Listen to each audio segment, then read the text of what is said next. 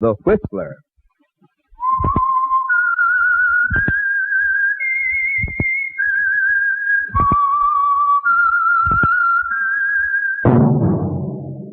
That whistle. The Whistler.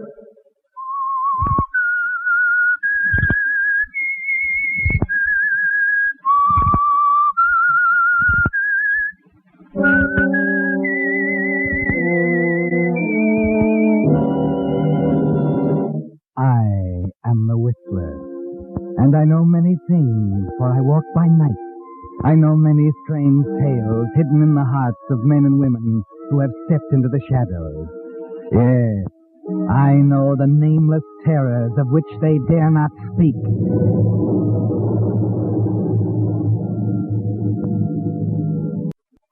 And now the Whistler's strange story. The Master Touch.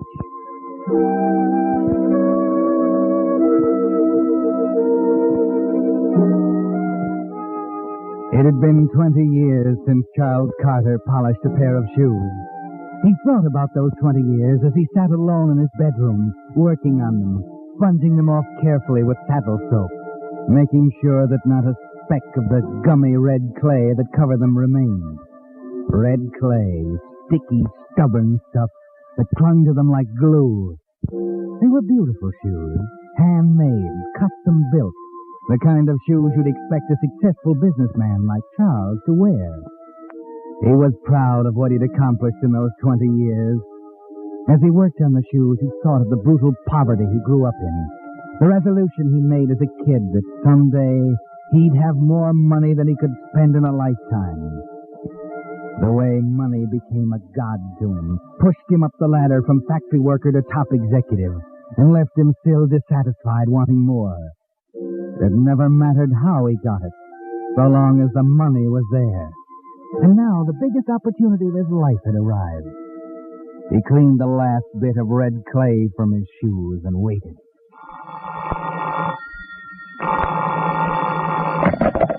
Yes? Charles? Yes, Amelia, what is it? Charles, I didn't want to bother you, but... Oh, it's nothing, Amelia. What is it? Could you come over, Charles? I'm terribly upset. The police are here. Police? Good Lord, Amelia, tell me what's the matter. I don't know. I'm afraid you are right about Henry, that's it, isn't it? They think so. Amelia, it doesn't matter a hoot whether or not that caretaker was a favorite of your father's. I tell you, the man's dangerous, and you've got to get rid of him. Oh, please don't discuss it now, Charles. Can you come here? Of course.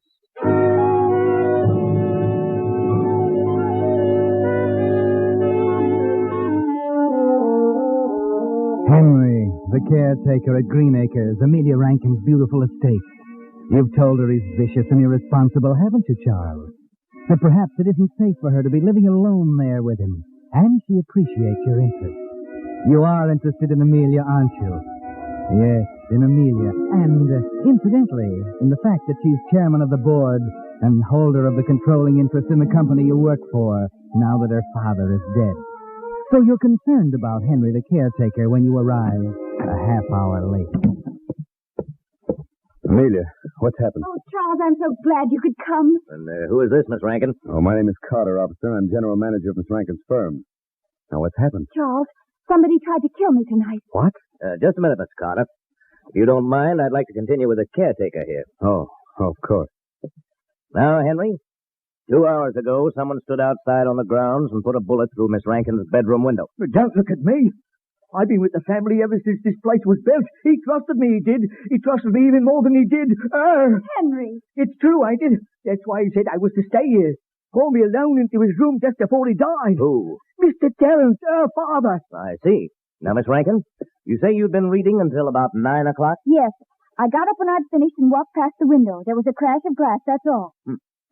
Henry, what were you doing with this gun? I've always had it. Mr. Terrence told me to always keep it handy. Any idea why one of the shells is discharged? Someone must have took it while I was asleep. And then walked out on the ground, shot at Miss Rankin, returned it to your house, and left. Huh? Why not? Miss Rankin, do you know of any reason why Henry would do a thing like this? No, I don't. We checked it, Ed. Find the place? Yeah, found the spot where he stood and fired the shot. Checked the footprints against Henry's shoes. Match? Nope. What I tell you, officer? It was someone else. He didn't say that. He said the prints didn't match. Maybe it was someone else, and maybe you're just smarter than I think you are. Stan, what about the prints? Are they clear? Couldn't be better. Soft spot there. It's made to order. Kind of gummy red clay.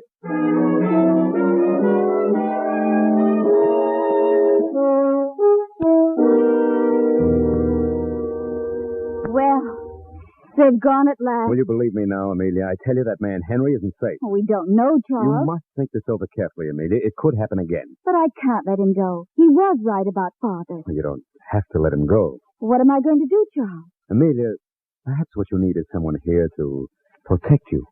Maybe you're right.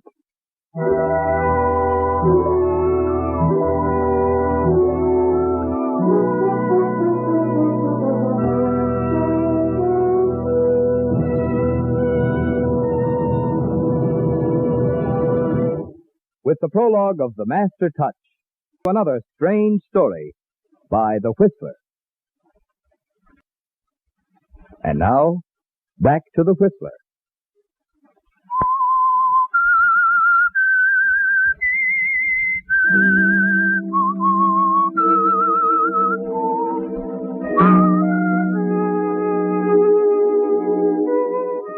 That was the master touch, wasn't it, Charles?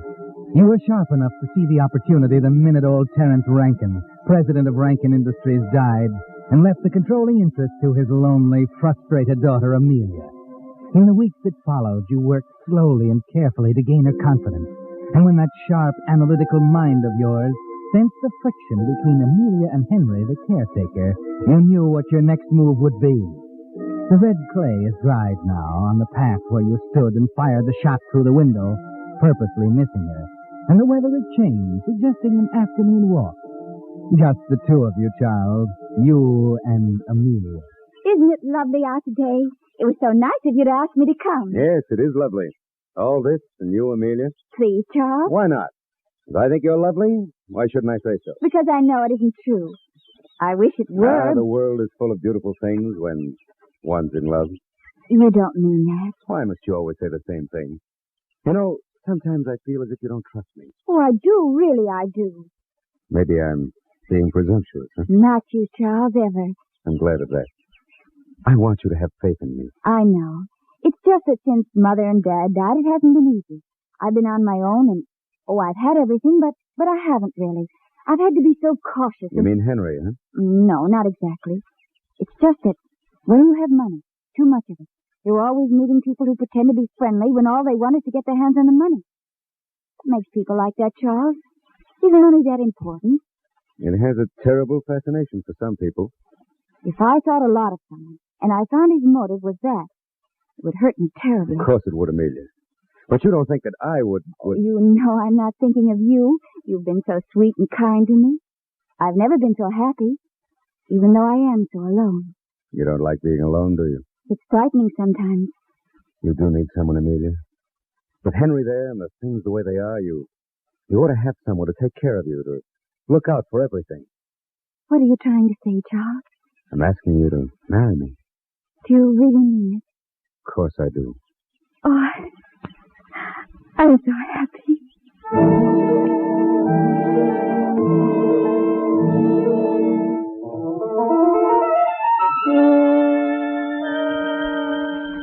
Yes, Charles, that was the master touch.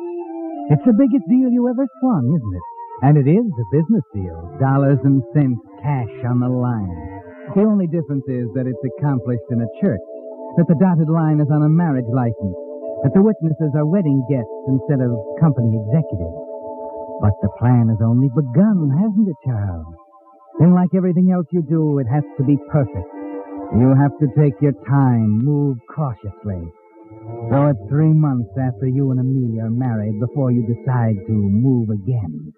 Charles, Yes, Amelia? come over here and sit beside me. I was going into the library, Amelia. I have a reference to look up. I'll only be a moment. All right. Pretend you mind. These few months we've been married, have they been happy for you? Why, darling, what a question. They've been the happiest months of my life. You've been more than kind to me. You're keeping something from me. What is it? When you go to the factory in the morning, I like to watch you leave. Mm-hmm. I can see you from the bedroom window. Oh, I hope you don't mind, Charles. Of course I don't. It's a little like saying goodbye a second time if I can see the drive away. Why, that's Charming, Amelia. After Henry took the car to the garage for you this morning, he went back to his cottage. Well? Henry's little dog usually goes back to the cottage with him. But he didn't go back this morning. Henry's dog? But... When you drove away, you ran over him. It looked almost deliberate. Why, Amelia, I had no idea. Henry was I'll have to broken-hearted. speak to Henry about it. I didn't see him. Amelia, I swear I didn't.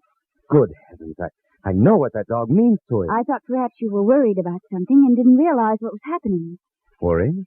You've been acting so strangely the past few days, as if you had something terribly important on your mind. Why, I don't understand, Amelia. I know what it must be like.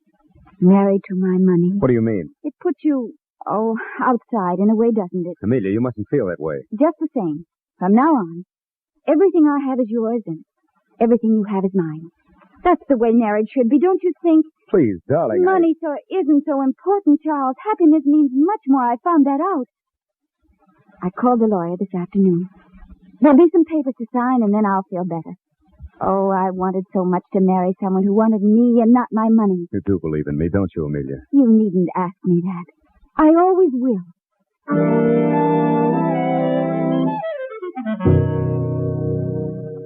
You hate her for that, don't you, Charles?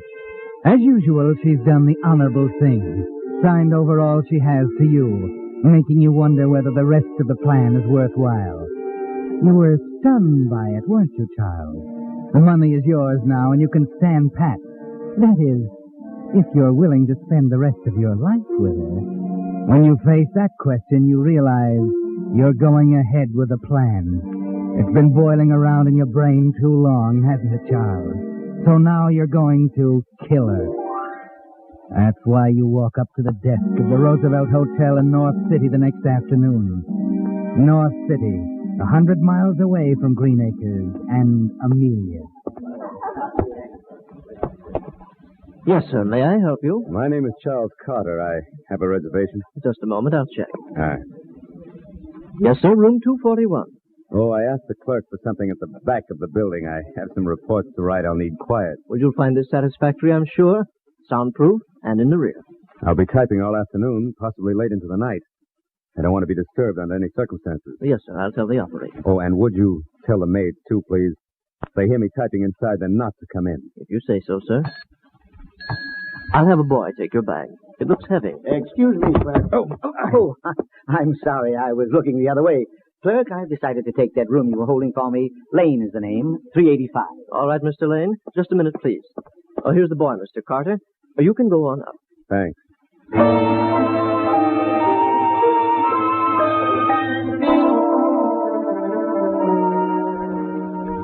Well, Charles, it's underway. And you're a little jittery. Was it unusual that Mr. Lane, the man who bumped into you at the desk, was the same man who looked at you peculiarly when you almost ran into him at the entrance of the hotel? You finally decide that it's natural, that you're on edge, imagining things. 5 minutes later, alone in room 241 at the back of the hotel, you open your bag and take out a small portable phonograph with a repeating attachment. Connect it, put on a special record, and listen.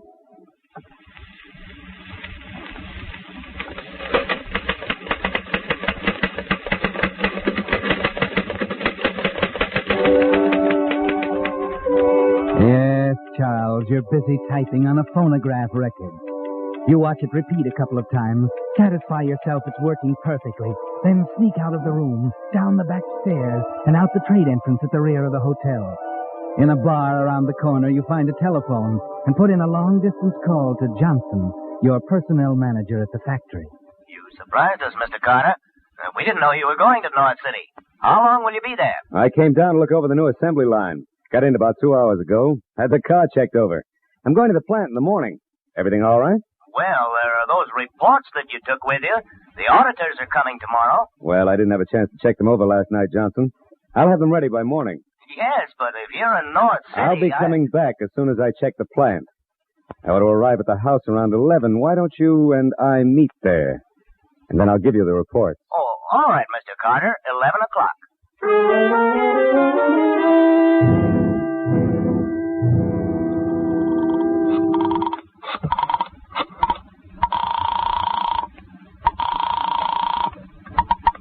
Good afternoon, Roosevelt Hotel. Will you ring Mr. Charles Carter's room, please? Just a moment. Oh, I'm sorry, sir. Mr. Carter isn't receiving any calls. But this is important. I'm the superintendent of one of his plants. I'm sorry, sir. If you'd care to leave a message. He is there, isn't he? Yes, sir. He's quite busy, though, and requested not to be disturbed. If you leave a message. No. I'll call back later.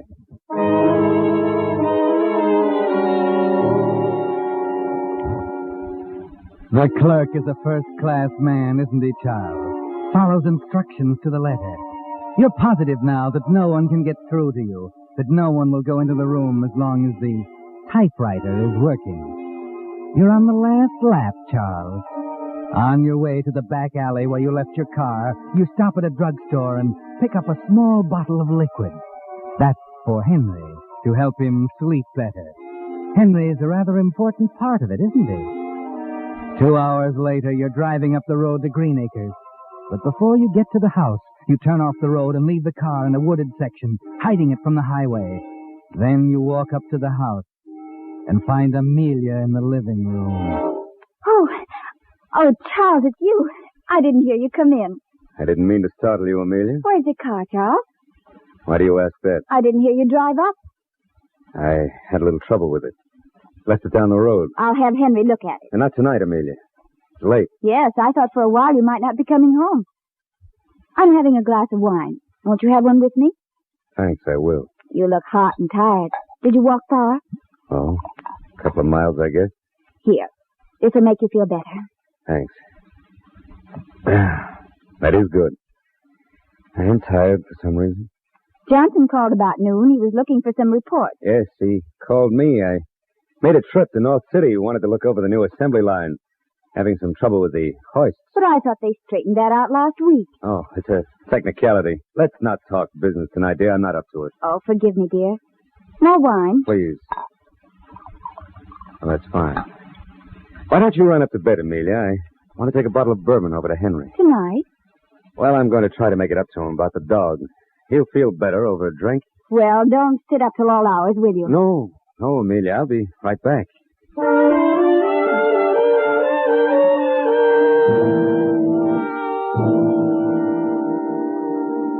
Let me pour you another drink, Henry.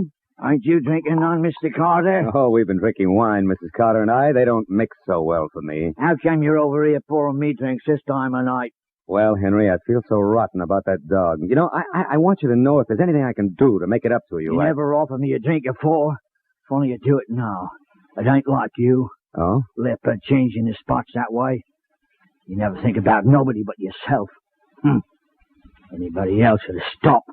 You run right over Stubby and I'd seen it. I'm trying to tell you you're wrong, Henry. And that ain't all. Here. Have another drink. Let me fill your glass. Don't want another one. Don't want nothing from you. Oh. Drink that and go to bed. You'll feel better in the morning. Taking the bottle with you? Well, it's empty. Could have brought a full one. You've had enough, Henry. More than enough.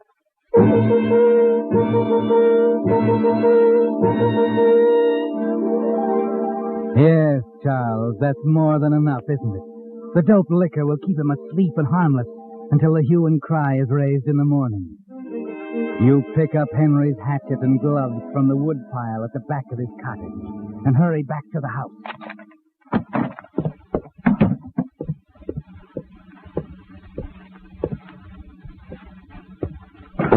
Oh, that lamp. Yes? Nothing. Nothing, dear. I bumped into the lamp. Turn off the lights before you come up. All right. You stand there for a moment, Charles. At the last minute, with a hatchet in your hand, you begin to waver. What are you waiting for, Charles? What's the matter, Charles? What? Why don't you come up? I think I'll read a little while, dear. Go to sleep. I'll be up pretty soon.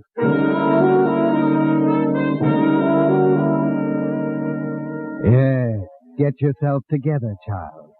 You want to give her a chance to fall asleep, don't you? You're safe now. Henry's in a drunken stupor. He can't wake up. And after it's over, you'll plant the hatchet in Henry's cottage along with the gloves just as you did with the gun 4 months ago. There'll be no question this time, no footprints in the red clay path. And who'll believe poor, confused Henry in his story about the drinks you gave him, with you busily typing on a report in a hotel room 100 miles away? A few minutes later, you see the light go out at the top of the stairs, and you sit there in the living room until you're sure Amelia's asleep. And then, holding the hatchet tight in your right hand, you start up the stairs.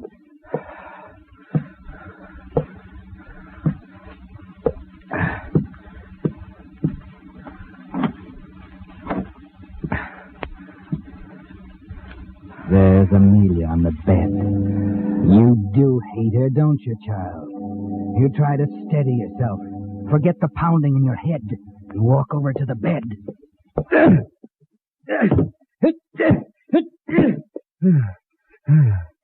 Well, Charles? Amelia! You can stop striking the bed, Charles. I'm not in it. I'm over here by the window.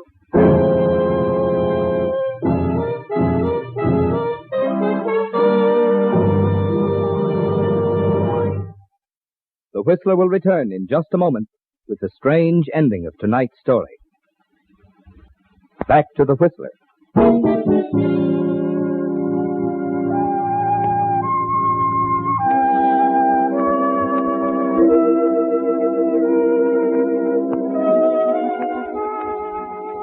Well, Charles, the master touch wasn't quite enough. You stand there bewildered as Amelia switches on the light. The shot through her window 4 months ago, the careful, gradual cultivation process, the marriage, the alibi in North City. It all seems ridiculous, doesn't it, Charles? And you're too dumbfounded to say anything. You can put the hatchet down, Charles. You won't need it. What are you doing? Nothing. I was looking out of the window. The moonlight's beautiful. You can see for miles. Isn't that your car down by Miller's Pond?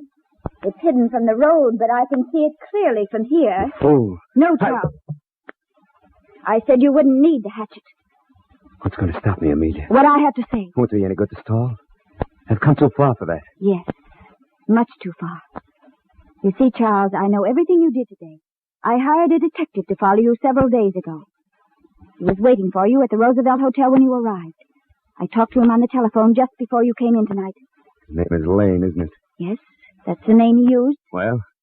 He told me you were rather a good typist. And I told him that you couldn't type at all. So he went into the room. It was a clever way to establish an alibi, Charles. But I wasn't sure until he told me about the bottle of sleeping drug you bought in North City. Get to the point. It's pretty ridiculous, isn't it? My believing that out of all people there was one whom I could believe in. Where's your detective now? Outside? No. He did his work. I dismissed him. You mean we're alone? Yes. You expect me to believe that? It doesn't matter whether you do or not. Remember our agreement, Charles? Everything I had was yours. Everything you had was mine. So when you decided to take my life... Quit simpering. You think you can talk me out of it? I said it doesn't matter anymore, Charles. Nothing matters now. You see, the wine we drank together tonight was poison.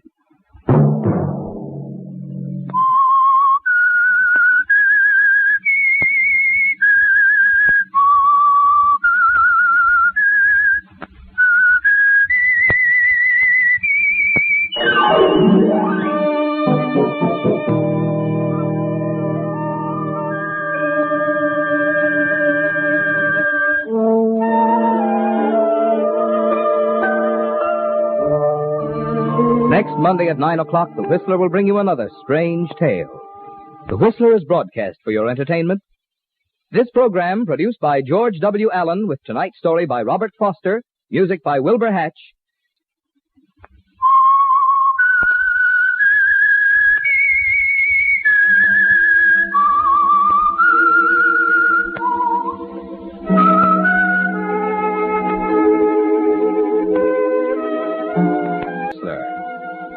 This is Marvin Miller speaking.